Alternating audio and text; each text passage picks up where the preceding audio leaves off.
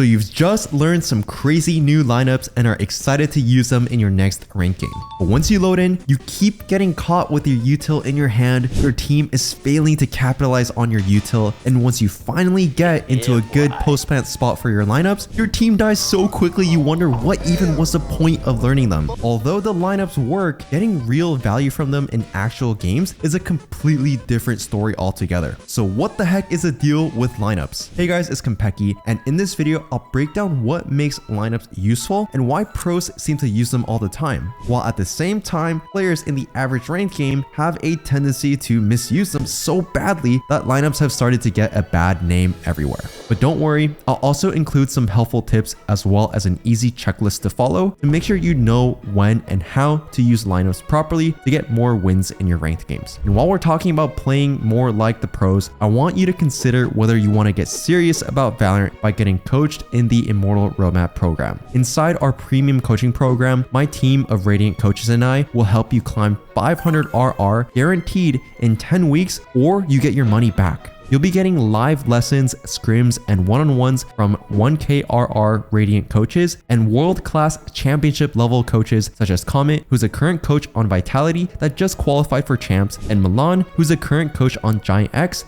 and he was a coach on Ascend when they won champs in 2021. We only have 7 spots left before the next season that starts in 2 weeks. So if you're someone who's serious about ranking up, book a free call with me or one of our coaches using the link in the description below to see if we'd be a good fit. Now back to the video. Before I go into detail on why lineups can be good or bad, I'll first quickly explain what they actually are. Lineups are specific, fixed, and consistent ways to throw utility such as mollies, flashes, or recons to give extra value to your team. This could be a pop flash that's really difficult for the enemies to dodge when executing a site, or it could be a molly to clear out a specific corner, to give you some examples. Though in reality, there are countless different lineups for every piece of throwable utility. So since it isn't possible to cover every conceivable lineup in one video, I'll instead group lineups into 4 main categories and go into some detail on each one and how they can be useful. First, there's mollies. Viper, Brimstone, KO, Gecko, Deadlock, Sage, Killjoy, Raze, and Phoenix all have molly-like abilities that they can throw. These are generally great for fighting for areas, stopping pushes, or forcing enemies out of corners. Second, reveals. Sova and Fade have powerful reveal abilities, which can be enhanced with lineups. These abilities can give your team key information and turn the tide of rounds. Thirdly, smoke orbs. Viper specifically uses her poison cloud to block sightlines and control the map. Smoke placement is crucial for both attacking and defending on Viper,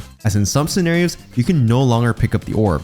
So making sure it's placed in an optimal position is very important, something we'll get back to later. And finally, pop flashes. KO, Gecko, and Yoru can all use flash lineups to start fights, and they're really valuable as they create chances for their team to push or retake areas. Now, it goes without saying that if you don't use a lineup for your Sova dart, but still aim it at a reasonable spot, you can still get a lot of information. Similarly, as long as you carefully throw your Viper smoke or pop flash, your team can still capitalize on it. So why should you learn lineups for them? Well, there's a few reasons. Firstly, if you have lineups, your utility becomes much more consistent, which depending on the circumstances can be extremely important. One of the most common spots Viper players should have a lineup for is icebox mid. The reason for that is precision is everything. If your smoke hits, you can cross safely into tube, go into the smoke and walk into orange, or even push through the smoke and flank the A site. Sure, most of the time those plays are risky because people are often watching the smoke, but that's the point. By using that smoke, people have to acknowledge it and respect it. If someone is standing boiler, they can't know if you've crossed into tube or whether you're shifting into B. Similarly, if someone is holding mid from B site and the smoke goes up, they can't be sure that no one has pushed through the smoke to flank the A site. In other words, if your smoke lands in the correct spot, you're basically keeping 2 enemy players on smoke duty at all times, or else they have to worry about a flank.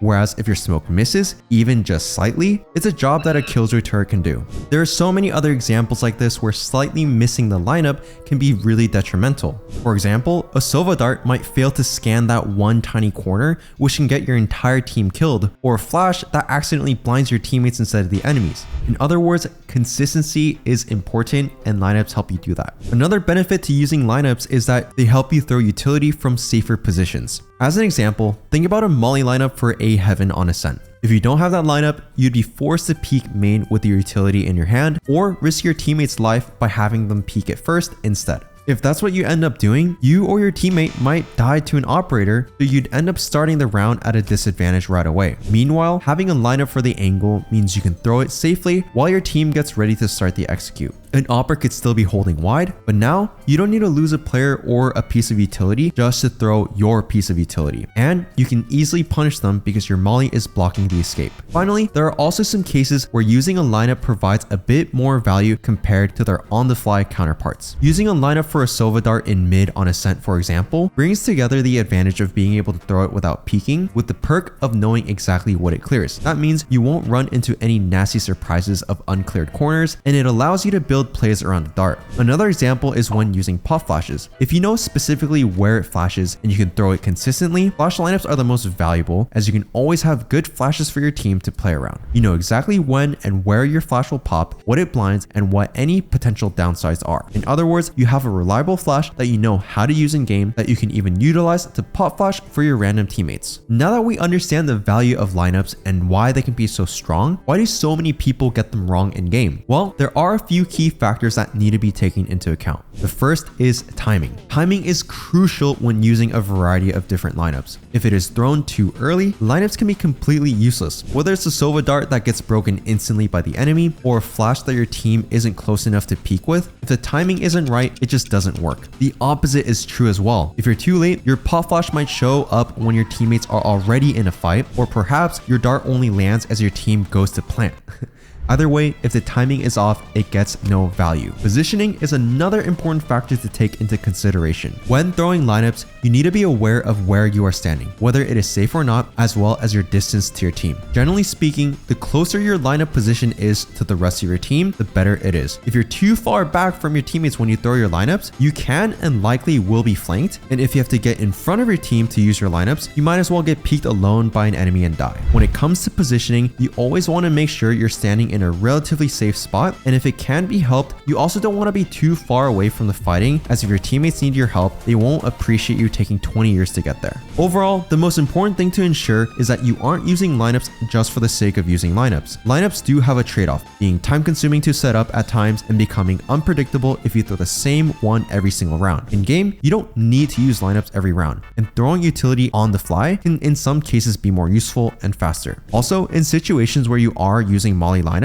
you need to think about what your entire team's situation is. If you're playing a 2v4 post plant, for example, you should definitely help your teammate on site as opposed to leaving him alone against 4 enemies when there's still 40 seconds left on the clock. However, if the timer does get low enough, then you can back off to use your mollies or lineups on the bomb to win the round on its own. But it's important to prioritize your team first.